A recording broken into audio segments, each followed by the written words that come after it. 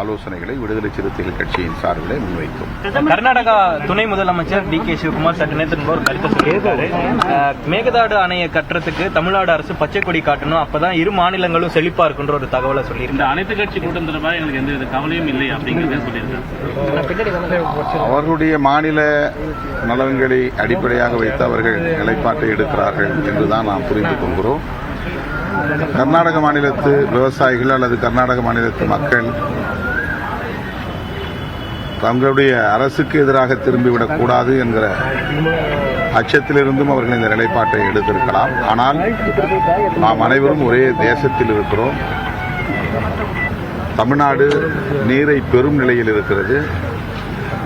ஆகவே தமிழ்நாட்டு மக்களின் உணர்வுகளை மதிப்பதும் கர்நாடக அரசின் கடமை.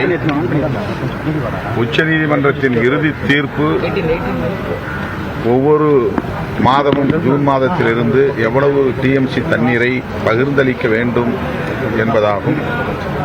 உச்சநீதிமன்றத்தின் தீர்ப்புதான் உச்சபட்சமானது.